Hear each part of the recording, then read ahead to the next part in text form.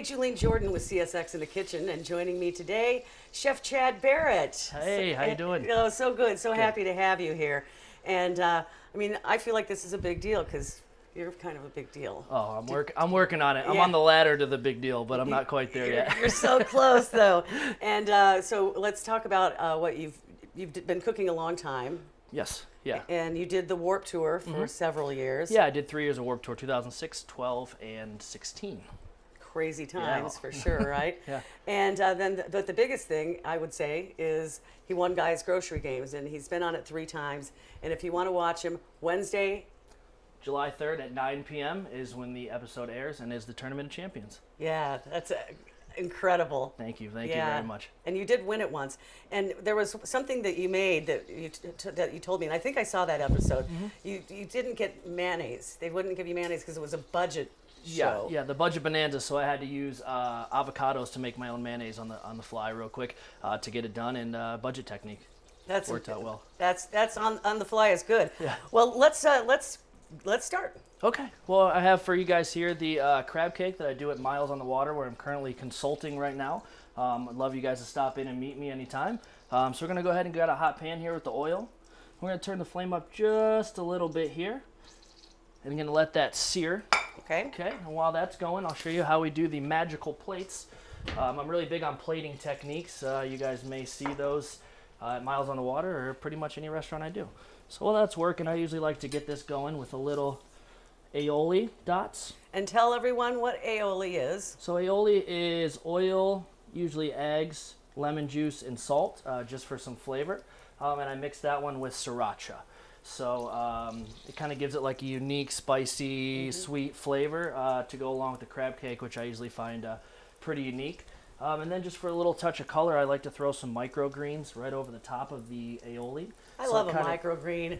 Yeah, it just gives it the plate a little flair and makes everything look really nice. And people usually eat with their eyes first, so it kind of gives them a sense of, oh wow, look at this before they even taste it. Then they taste it, and they feel even better. So Yeah, see, they really do eat with their eyes first. Sure. I had this one chef say that's a bunch of hooey. Yeah. And I said, no, it's not. It's not. If it doesn't look appetizing, you're kind of like, Right, yeah, exactly. So in the crab cake here, we do panko breadcrumbs. I have fresh dill, salt, pepper, lemon. I use lump and jumbo crab to kind of give it like a different, unique texture. Yeah.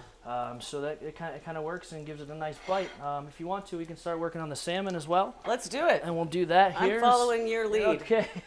It's like I told my boss when I left to come here, I said, well, I'm going to go observe and eat. Yeah. Not a bad day's work. Exactly. So same thing, hot pan, oil in there. I like to get, there's Cajun seasoning on here to give it black. And one of my favorite chefs has a lot of Southern inspired cuisine, so I like to throw that in there as well. Okay. Currently, we have some asparagus here that we just blanched in salt water. You want the water salty, but you don't want it too salty where it's gonna salty like the sea, not like the ocean, is what they say. Right. You don't want to overpower your plate. So I throw the asparagus in there, and over here we just watching the crab cake. You just want to get a nice brown on it, and not too much. And the same thing with the salmon. Okay. So then back to the crab cake. Since so how long have you been cooking? I've been cooking since I was... No, you're good. I've been cooking since I was 16. Kind of self-taught. Worked my way up through different chefs across the country. I've worked at a few Michelin star restaurants, some high-end restaurants, some low-end restaurants, but just to gain the experience, self-taught chef. Self-taught, you guys. Yeah, so I never got the chance to go to culinary school, but you know what? I think you're doing all right with I think that. I'm doing okay, so we're doing all right there. So I love to teach people, and like I said, it's a huge thing for me because I learn from chefs. I like to mentor chefs and kind of show them the way so they can have a bright future as well, because not everybody's blessed with the chance to go to culinary school. So. Well, that's true. It's expensive. Right. Just yeah. ask me. Right. Student loans. Student loans. So the crab cake's searing over here on the other side before we plate it. I always salt and pepper the asparagus. Just salt and pepper and season everything I do. Okay. And you have the salt and pepper in there. Yeah, salt and pepper. It's 80-20, 80% salt, 20% pepper. Kind of gives it a not overpowering sense there. So it looks like the crab cake is almost ready here. And then while our salmon's getting a nice sear on it, I do just a little dab in the middle and circle. Is that the aioli? This is the aioli yet again. Same colors on the plate. I like to use the black plates because it kind of pops out. Yeah. And, you know, the colors of culinary, they say, are red and green. So I always make sure I have some red and some green in my plates that I do. Wow. So I go right here in the center of attention.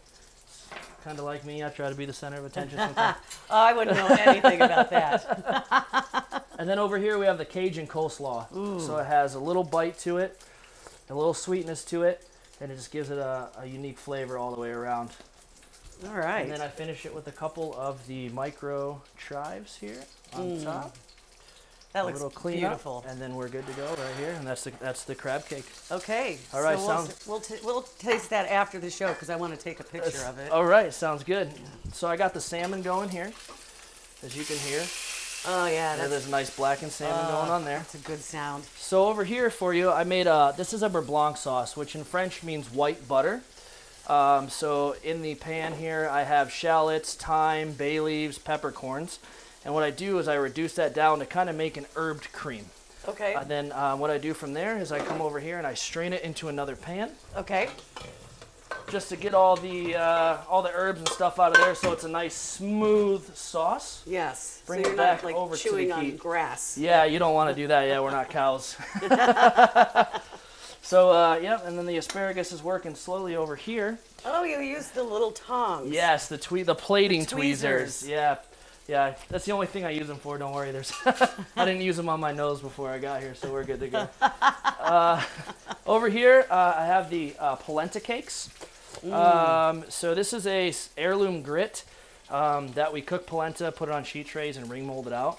I actually like to use the same pan as the salmon, just because you can kind of draw some of the flavor off of the pan from that. So go ahead and we'll let that cook up with the salmon. All right.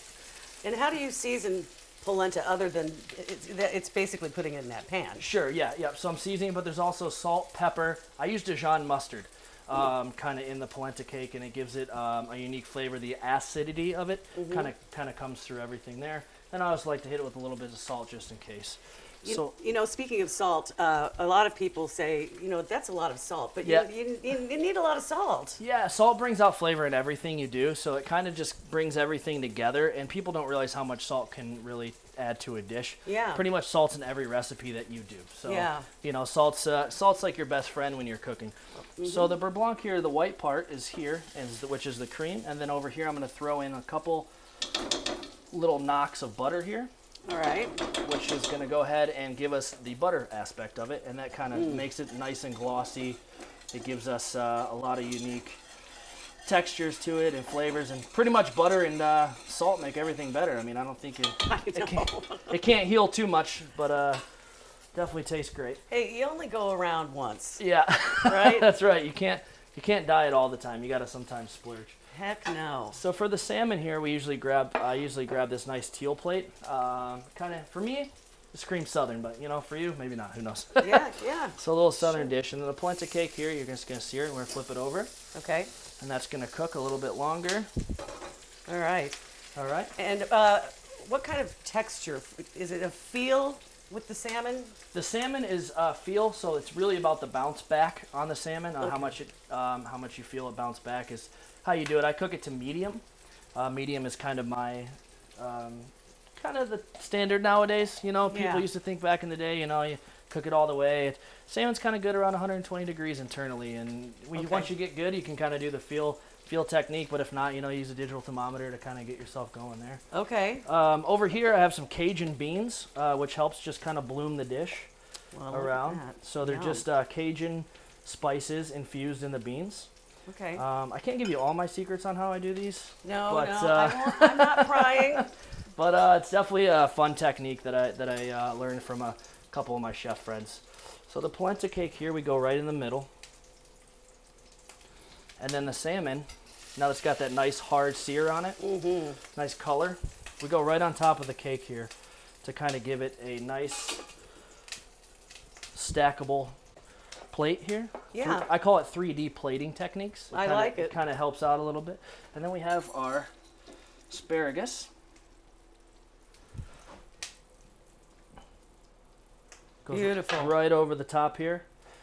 And you can see it kind of really comes together pretty quickly. You know, the more you, the more you kind of cook, the more you get to see plates come together quickly, and you'll kind of get a feel for them. You know, I encourage people to kind of try their own techniques and mess around with a lot of even simple things at home. Like at Miles on the Water, we do a smoked meatloaf sandwich, but people come in for it all the time. It's a unique twist on it. I have something called grandma sauce, which is quite unique. And people. What's grandma sauce? Oh, so grandma sauce. Well, see, You there you can't go tell again. me. There you go I again. know. I'm a journalist. I ask too many questions. Yeah, you do, Okay. but it's okay. It's a mix of kind of all the flavors you had as a kid. Okay. That's the best way to put it. That's all you have to say. Like grandma's house, grandma's sauce. So the white sauce that I put on top there was the beurre blanc, which is French for white butter yet again. And that kind of completes the dish there and kind of gives it the feel. It's got the colors, the pop, and everything else. Should we present it up here? Yeah, let's present it up here. Yeah. And then there it is. Gorgeous. Really nice. Thank you so Yeah, much. yeah. I love your plating. I love your 3D plating. Thank you. I love that, and I can't wait to try it. All right. Thank you guys so much for having me here. I appreciate everything. Chef Chad, you're the man. Thank you. All right, and please come back. I will. Okay, anything else you want to tell the audience? If you guys could please follow me on Instagram at @ChefChadBarrett to see all my adventures. I'm doing a lot of traveling this summer, as well as some secret projects, which you may or may not know about yet. But we're working on that. And then also check me out at Miles on the Water, the restaurant I'm currently consulting on. It's in Mount Clemens. So please come check us out and say hi. I'd love to take a picture, sign autographs, and meet everybody. All right, and he's going to sign a plate for me. All Isn't that right. nice? You're Yeah. so nice. All right, you guys, thank you so much for tuning in to a very exciting show with CSX in the kitchen. Chef Chad, best of luck in your future endeavors. Big things for you, man. Big things. Thank you. All right, and Thank I'm you right so there much. to support you. Thank you. All right, you guys, we'll talk to you next time. Bye.